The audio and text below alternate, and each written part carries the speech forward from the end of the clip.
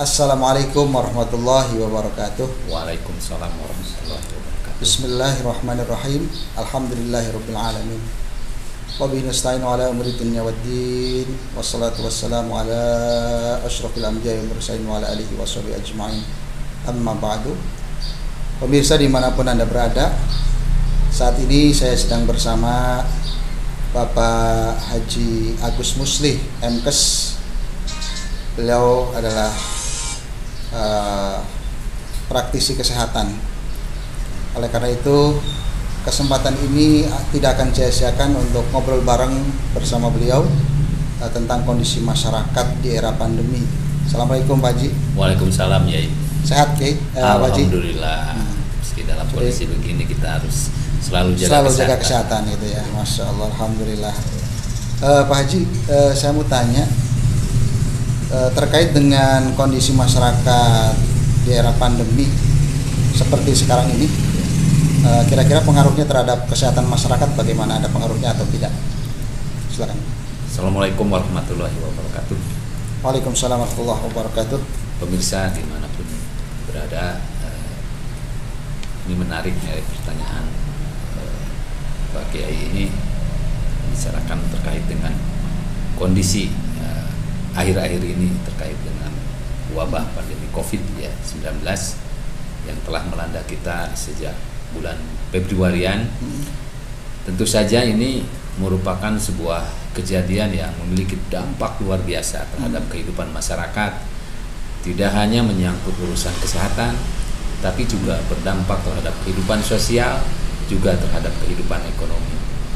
Kita sekarang mengenal ada istilah new normal atau tatanan baru. Mungkin dulu sebelumnya tidak pernah kita di sekolah-sekolah atau di tempat kantor-kantor. Sekarang sudah harus diwajibkan ada tempat cuci tangan. Ya, kan sebelumnya tidak ada gitu kan. Itu karena apa? Karena coronavirus terbang ini mau membuat kita berubah perilaku kita, sehingga kita harus selalu memakai masker, mencuci tangan, dan kemudian menjaga jarak. Nah, ini salah satu contoh perubahan perilaku yang diakibatkan karena ada wabah COVID-19 ini. Dan juga yang tak kalah itu dampaknya itu terhadap kehidupan ekonomi masyarakat. Pemerintah sekarang menggelontorkan bermiliar-miliar atau bertriliunan untuk mengatasi dampak dari COVID ini. Karena ternyata COVID-19 ini berdampak juga terhadap pendapatan masyarakat. Pendapatan masyarakat.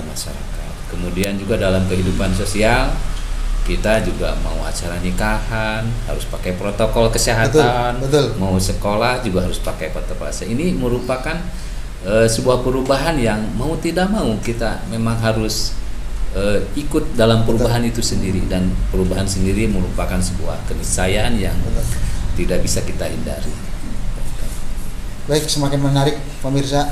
Jadi tetap sangat berpengaruh terhadap kehidupan masyarakat era pandemi seperti ini, termasuk terhadap kondisi ekonomi ya Pak Haji tadi ya. Ekonomi sangat pengaruh terhadap kehidupan masyarakat kita. Nah, pertanyaan selanjutnya Pak Haji, faktor-faktor apa saja yang mempengaruhi kesehatan masyarakat gitu? Setidaknya ada 4 faktor yang selama ini dikenal di akademisi kesehatan, bahwa ada 4 faktor yang mempengaruhi derajat kesehatan. Yang pertama itu lingkungan. Lingkungan. Yang itu pengaruhnya itu sampai 40% itu. Lingkungan itu. Iya, lingkungan itu Pak. Yang keduanya adalah faktor gaya hidup atau perilaku. Ya, yang itu sekira 30%-an lah. Yang ketiganya adalah faktor pelayanan kesehatan, kemudian juga faktor genetik atau keturunan. Nah, faktor lingkungan ini adalah merupakan faktor yang terbesar. Selama ini kita kan kalau urusan kesehatan itu yang penting ada fasilitas kesehatan, puskesmas, rumah sakit gitu ya. Padahal sebetulnya yang harus kita jaga itu adalah bagaimana kita menjaga lingkungan kita agar jangan mempengaruhi kesehatan kita. Misalnya contoh lah, DBD misalnya katakan. DBD itu bisa muncul dari kondisi lingkungan yang Misalnya air genangan atau banyak kotoran-kotoran yang tidak dibersihkan, itu salah satu dari faktor lingkungan. Termasuk juga mungkin virus corona COVID-19 ini ya, itu adalah salah satu dari faktor lingkungan, berarti lingkungan biologis. Jadi lingkungan itu kan ada yang bisa dilihat, ada yang tidak bisa dilihat ya. Jadi termasuk virus ini ya, bagi kita kan tidak terlihat, tetapi dampaknya kita rasakan ya, seperti saya jelaskan tadi. Kemudian selanjutnya adalah faktor dari gaya hidup. Ini perilaku lah. Nah, makanya pemerintah itu sekarang menggalakkan, atau dari dulu juga sudah menggalakkan PHBS ya. PHBS itu ya, apa itu perilaku bersih hidup sehat ya. Jadi ini ada. Nah, itu salah satu upaya-upaya yang dilakukan oleh pemerintah agar perilaku masyarakat. Dulu mungkin kita mengenal penyakit-penyakit dulu itu ya mungkin hanya penyakit kulit ya, kayak gitu ya, korengan seperti gitu kan, panuan gitu kan, di kulit gitu banyak kan, jerawat termasuknya gitu ya. Tapi sekarang sih sebetulnya sudah banyak bergeser karena faktor perilaku itu tadi. Contoh misalnya sekarang itu penyakit stroke atau penyakit yang berhubungan dengan pembuluh darah atau jantung ini semakin tinggi kasusnya, seperti itu. Itu salah satunya memang diakibatkan dari satu perubahan gaya hidup di masyarakat gitu. Makanya sebetulnya kalau terutama dari pola makan hidup yang penuh stres juga dan sebagainya, itu perilaku. Kemudian selanjutnya itu adalah pelayanan fasilitas kesehatan. Jadi semakin lengkap fasilitas kesehatan ada di masyarakat, itu semakin banyak membantu terhadap tingginya derajat kesehatan. Tetapi sebetulnya ini bukan faktor yang paling berpengaruh terlalu tinggi gitu untuk pengaruhnya. Karena sebetulnya tadi lingkungan dan perilaku yang harus kita kendalikan gitu. Jadi fasilitas kesehatan ini kan bisa dari rumah sakit atau puskesmas atau klinik-klinik. Jadi semakin banyak. Tapi itu kan levelnya itu hanya di pengobatan atau kuratif. Makanya yang paling penting itu sebetulnya adalah preventif dan promotif gitu. Promotif ya. Jadi menjaga kesehatan, kemudian juga meningkatkan kesehatan gitu. Itu yang paling penting. Menjaga dan meningkatkan ya, meningkatkan kesehatan. Jadi kesehatan yang sudah kita miliki ini harus kita jaga supaya kita sehat terus gitu. Nah, selanjutnya nih yang keempat ini seperti genetik nih. Genetik ini adalah keturunan. Memang ada penyakit-penyakit yang di masyarakat yang berasal dari keturunan, seperti misalnya penyakit diabetes mellitus, DM, banyak gula itu, penyakit asma dan lain sebagainya. Itu turunan. Warisan kalau bahasa kita ya. Tapi jangan menyalahkan orang tua itu. Karena itu memang ya karena bawaannya begitu ada. Gitu. Jadi itu memang tadi pungkiri 4 faktor ini yang memang mempengaruhi derajat kesehatan masyarakat begitu. Masya Allah. Semakin dapat pencerahan kita ya, saya terutama dan masyarakat luas ini dari 4 faktor ini kita bisa belajar tentunya. Kemudian untuk menyikapinya bagaimana Pak Haji situasi yang seperti ini? Ya tentu saja kita harus menyikapi secara baik terhadap faktor-faktor atau lingkungan-lingkungan yang terjadi sekitar kita. Variabel lingkungan ini merupakan sebuah aspek yang bisa datang dari luar gitu, atau misalnya dari lingkungan internal sendiri gitu ya. Nah, jadi kita sebagai masyarakat, sebagai warga negara wajib untuk selalu menjaga kesehatan yang datang dari faktor-faktor yang di luar kita ya, gitu. Kemudian juga tentu saja yang paling penting adalah kita selalu menjaga keseimbangan, karena sehat itu sebetulnya intinya adalah bagaimana kita menjaga keseimbangan. Menjaga keseimbangan pemirsa. Keseimbangan betul. Seimbang di hal apa itu Pak Haji? Ya seimbangan lahir batin. Gitu. Lahir batin. Ya betul, keseimbangan lahir batin. Keseimbangan dari aspek fisik, aspek jasmani dan juga aspek rohani, dan juga keseimbangan aspek sosial. Aspek sosial. Karena sebetulnya kesehatan itu bukan melulu urusan fisik aja ya, tapi juga urusan batiniahnya, seperti misalnya kemudian perasaan-perasaan negatif dan lain sebagainya itu juga banyak mempengaruhi terhadap kesehatan kita. Jadi, apalagi dengan kondisi masyarakat atau kondisi lingkungannya sekarang ini, tentu saja banyak hal-hal yang membuat kita sedikit terganggu gitu kan. Aspek batiniahnya ya. Kan, ya. Itu bisa karena terjadi banyak perubahan yang tidak terduga sebelumnya gitu kan. Betul. Ya, jadi sehingga sekarang itu kan masyarakat tuh menjadi rentan terhadap stres ya. Betul. Terhadap stres. Jadi terhadap tekanan-tekanan yang sebelumnya tidak pernah kita duga gitu, sehingga menimbulkan. Nah, ini tentu saja mempengaruhi terhadap kesehatan individual ya. Dari aspek batiniahnya ya. Ya, dari aspek atau psikisnya barangkali Pak Haji. Psikisnya ya gitu. Jadi menarik Pak Haji, sedikit kita kembangkan, selain mempengaruhi kesehatan fisik kita, itu ada faktor psikis, yaitu stres yang tinggi, ya. Bahkan ada yang depresi barangkali ya. Ya. Kemudian ada juga istilah kecemasan yang berlebihan, Pak Haji. Bisa dijelaskan ini apa penyebabnya gitu kira-kira? Ya, itu sebetulnya ciri khas manusia modern itu Kiai ya. Ya. Itu mudah cemas. Justru seperti itu ya, manusia modern banyak yang cemas gitu ya. Ciri khas manusia modern itu mudah stres, rentan. Apakah itu wajar? Wajar? Ya, seluruh dalam kondisi tertentu wajar. Gitu. Wajar ya. Tapi kalau dipelihara ya kurang bagus. Dipelihara, ditanam, dirawat, dipupuk. Jadi makanya kalau ada hal-hal yang enak-enak itu harus cepat-cepat dirilis, karena memang aspek-aspek batiniah ini kalau dipelihara terus-menerus, misalnya kekecewaan atau misalnya rasa sedih yang berlebihan, khawatir yang berlebihan atau ketakutan yang berlebihan ini kalau dipelihara itu menjadi penyakit. Betul, jadi penyakit fisik juga ya. Penyakit yang akhirnya berdampak kepada fisik. Awalnya mungkin tidak terasa, tapi kalau misalnya terus-terusan. Oleh karena ini mungkin salah satunya faktor agama itu yang menjadi penting. Faktor agama ya, keimanan, mental, daya tahan itu iman kita ya. Betul. Berpengaruh sekali. Ya. Ya. Jadi apalagi di zaman modern ini kan orang itu banyak ini, jangan disepelekan juga nih masalah informasi, kita bersosmed itu. Ya. Jangan dikira itu pengaruhnya terhadap rasa bahagia, rasa ketenangan juga, bahkan apa dalam banyak ya. Iya, informasi yang masuk, informasi yang deras itu tanpa kita punya kemampuan untuk memfilternya itu berpengaruh terhadap.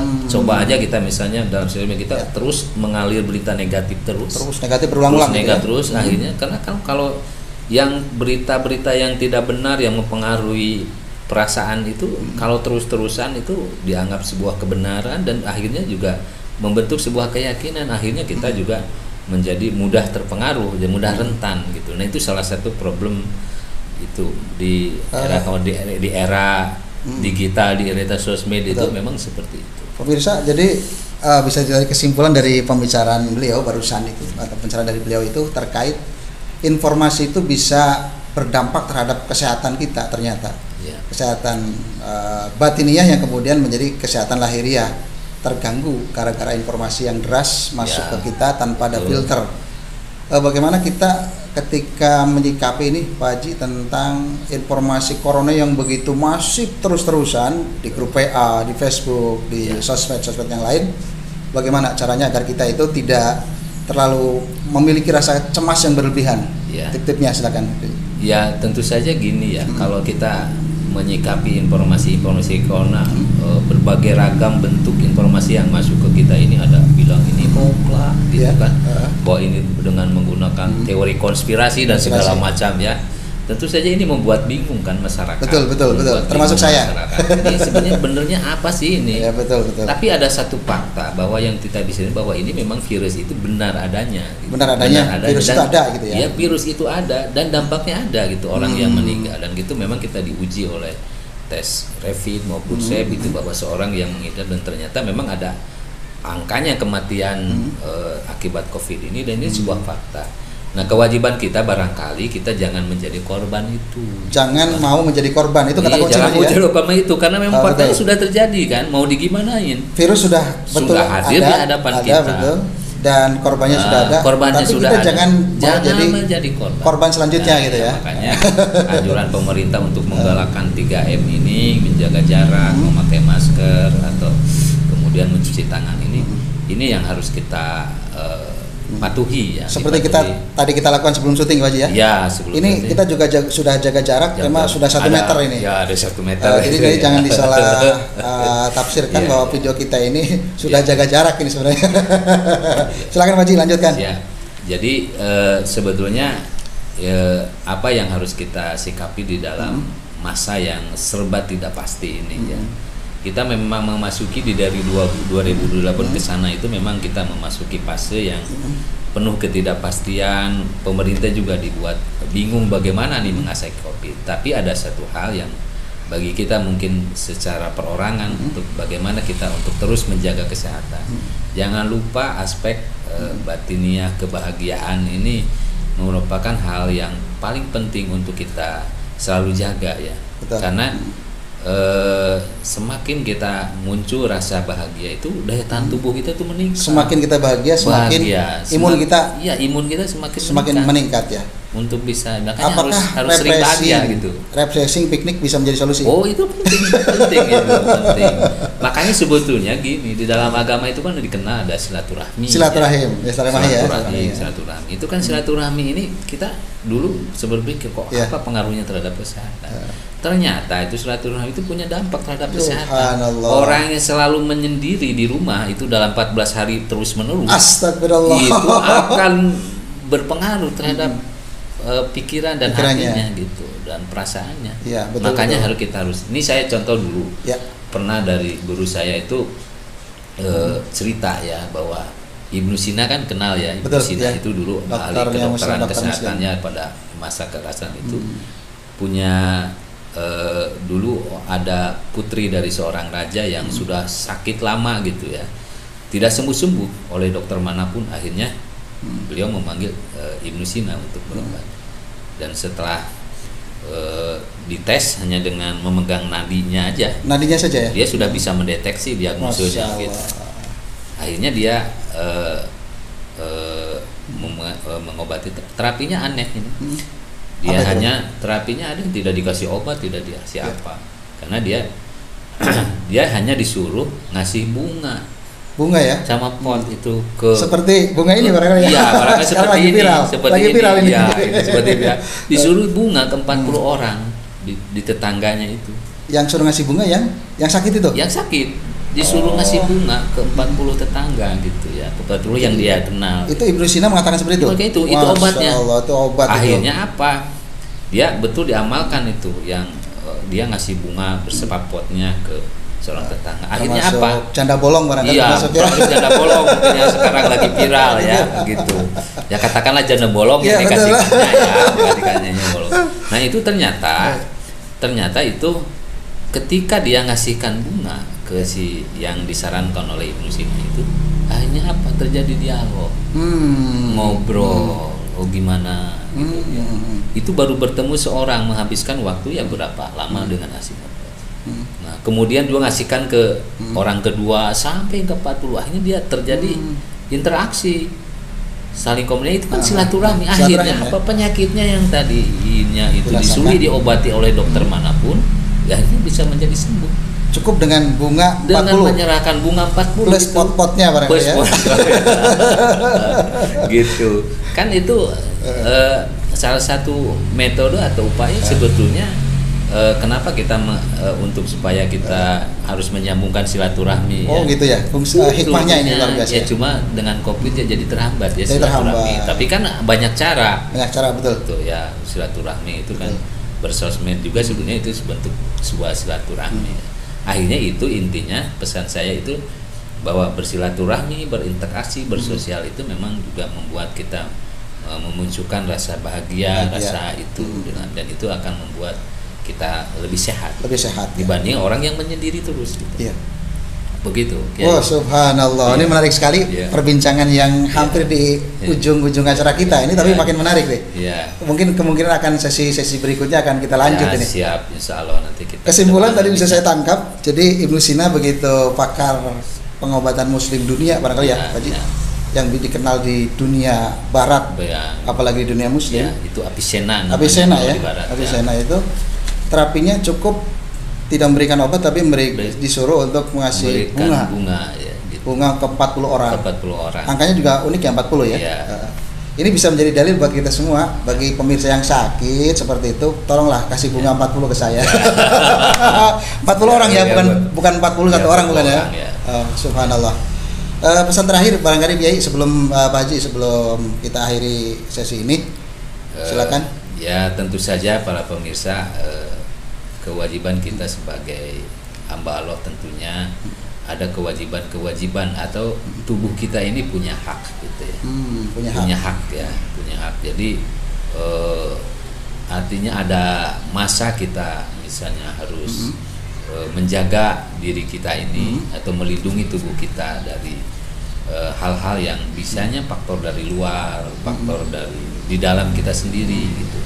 Dan intinya tadi bahwa 4 faktor yang tadi mempengaruhi kesehatan ini juga harus kita perhatikan. Kita harus pandai-pandai menjaga diri kita supaya tetap sehat.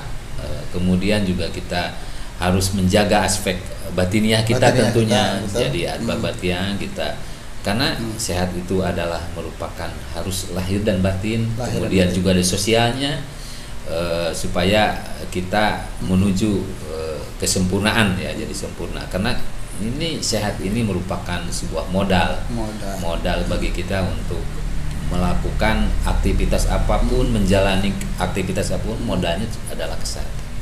Oleh karena itu, pemirsa yang berbahagia, kami ingin mengajak di masa pandemi ini kita harus selalu menjaga diri dan tolong dipatuhi anjuran pemerintah untuk menjaga 3M ini, pakai masker selalu, kemudian pakai cuci tangan, kemudian menjaga jarak di dalam seluruh aktivitas, karena ini merupakan ancaman yang kita tidak pernah tahu kapan selesainya, dan ini juga merupakan sebuah ujian bagi kita untuk selalu menjaga kesehatan kita, menjaga keluarga kita, dan juga menjaga lingkungan kita untuk selalu sesuai dengan aturan yang berlaku. Demikian mungkin Pak Kiai. Baik Pak Haji, waduh luar biasa pencerahannya, semakin bahagia saya bertemu Pak Haji ini. Jadi saya enaknya manggilnya Pak Haji saja walaupun beliau ada pakar praktisi kesehatan gitu. Satu yang ingin saya tanyakan sebelum akhir juga nih, jadi kita pengen bertanya terus gitu. Iya. Apakah rasa khawatir yang berlebihan juga berdampak tadi ya? Berdampak. Ya, betul. Artinya tetap kita sedang-sedang saja, kalau orang Hindu bilang tawasud barangkali ya. Tawasud ya. Jadi pandemi ini harus kita lawan, tetapi juga kita jangan cemas berlebihan ya. Seperti itu. Beliau tadi menyampaikan dari segi medisnya, dari segi agamisnya, ternyata kita sebenarnya bisa melakukan terapi untuk diri kita sendiri ya, Pak Haji ya. Betul. Untuk senantiasa menjaga badan kita, pada lahir dan batin kita agar tetap sehat. Pertanyaan yang sangat akhir ini, Pak Haji, resepnya apa? Pak Haji itu tetap kelihatan fresh, segar, dan bahkan awet muda ini. Saya udah setengah abad nih. Setengah abad ya. Setengah abad ya. Ya, tentu saja resepnya mungkin tidak banyak ya. Yang penting kita selalu bersyukur ya. Bersyukur satu ya. Untuk menjaga kita. Dan tentu saja aspek fisiknya kita harus selalu menjaga kesehatan. Apalagi kalau usianya sudah 50 tahun ini, makanan itu sudah selektif. Ya, udah mulai diatur ya. Gitu ya. Makanya sebenarnya agama itu ngatur makanan itu cuma sederhana kan. Ya. Dulu wasrobu walatus ribu aja. Wah, subhanallah. Gitu kan. Ini dokter mesti begini nih. Jangan berlebihan. Jangan berlebihan. Gitu kan seperti itu. Dan kita harus selalu berolahraga gitu untuk kesehatan. Dan kemudian juga tentu kita harus istirahat yang cukup. Kemudian juga kita harus bersosialisasi ya tadi. Tetap bersosialisasi ya, meskipun harus prokes ya. Ya, tetap dengan protokol ya kalau sekarang ya. Jadi, nah untuk mengendalikan stres sendiri sebetulnya kalau di dalam tasawuf kan agama ada istilah qanaah kan. Qanaah, subhanallah. Gitu kan. Niki dan dokter ini nerimo gitu dengan hati yang nerimo itu dengan itu menjadi penting, karena apa? Ketika kita ada selisih antara realisasi atau kenyataan dengan apa yang kita harapkan itu kan semakin kita tinggi misalnya harapannya, kemudian ternyata realisasinya misalnya cuma sedikit gitu. Nah, ini selisihnya itulah yang menimbulkan stres, Oh, itu selisihnya kecemasan itu. Jadi diusahakan jangan Ya, selisih terlalu jauh makanya ya. ketika apapun yang terjadi dalam kita ya kita syukuri, kita nikmati, kita qanaah terhadap sebuah ujian atau apapun yang datang kepada kita, kita sikapi secara bijak dengan penuh kesabaran dan penuh ketawaduan ya. Gitu. Subhanallah. Bersyukur gitu. Luar biasa. Saya jadi semakin senang berbincang-bincang dengan beliau. Dan saya insya Allah sudah punya azam untuk meneruskan sesi berikutnya ini. Siap, Kita tunggu saja sesi ya. Berikutnya karena kita durasi ya. Jadi kita akhiri dulu perbincangan ini dengan beliau terkait dengan kesehatan masyarakat dipengaruhi oleh situasi pandemi ini. Tadi sudah banyak dipaparkan oleh beliau. Mudah-mudahan kita bisa mengambil hikmah dari apa yang kita bicarakan, kita bincang-bincang barusan, dan kita senantiasa dijaga oleh Allah Subhanahu wa taala, sehat lahir batin, keluarga kita, semua orang-orang yang kita cintai, dan kita senantiasa taat di jalan Allah Subhanahu wa taala. Amin. Wallahul muwaffiq ila aqwamit thoriq. Wassalamualaikum warahmatullahi wabarakatuh. Waalaikumsalam warahmatullahi wabarakatuh.